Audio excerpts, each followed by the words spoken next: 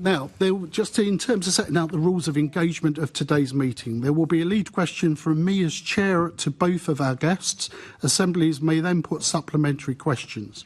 And we've got those highlighted from the four political groups. Please can I ask Assembly members to specify who they would like an answer from and when they put their questions. Guests, I'd be grateful if you could do succinct answers, please, so that we can go through all of the questions that we have for you. Just a word of advice to both parties in the room, the guests as well as Assembly members. Talking over each other is not a good look. You do lose the points that you're trying to get across. How you conduct yourself is a matter for you, but it is also a matter for the Assembly and your fellow peers. So have that in the back of your mind. Now, if I can begin with the first question to you both. Could you tell us how is Transport for London delivering for London, and what are the priorities and challenges for 2025/26?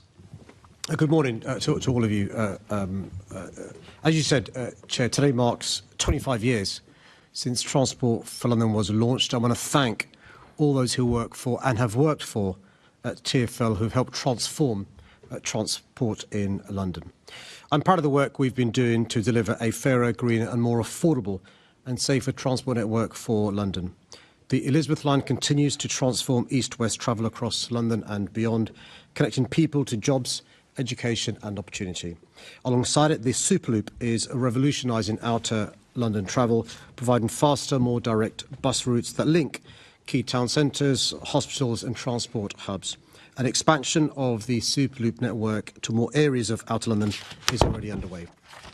London has led the way in tackling toxic air and reducing carbon emissions. The expansion of the ULEZ has been a game changer, helping to cut harmful nitrogen dioxide levels and encouraging cleaner vehicles on our roads.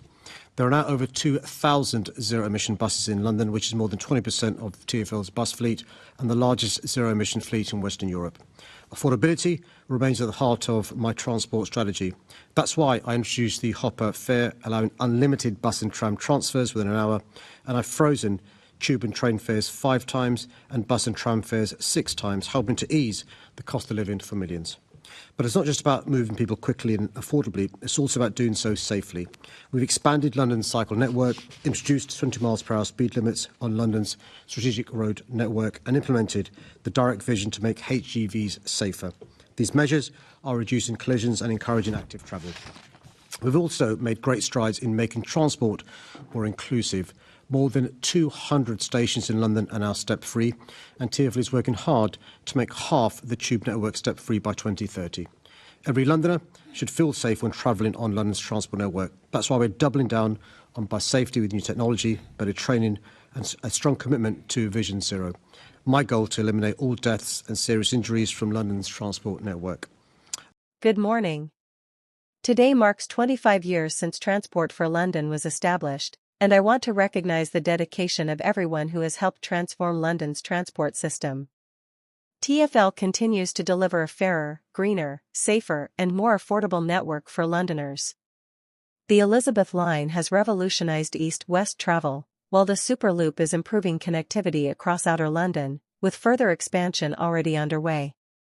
We are leading the fight against air pollution, with the ULEZ expansion reducing harmful emissions and over 2,000 zero-emission buses now operating across the capital. Affordability remains central, through measures such as the Hopper fare and repeated fare freezes to support Londoners during the cost of living crisis. Safety and inclusion are key priorities, with expanded cycling infrastructure, 20 miles per hour limits, safer HGV standards, and over 200 step-free stations, as we work towards making half of the tube network step-free by 2030. We are also tackling crime and antisocial behavior, improving bus speeds, and progressing Vision Zero to eliminate deaths and serious injuries on our roads. Looking ahead to 2025-26, TfL's priorities include delivering reliable services, renewing critical infrastructure, and unlocking growth through major projects such as the DLR and Bakerloo line extensions.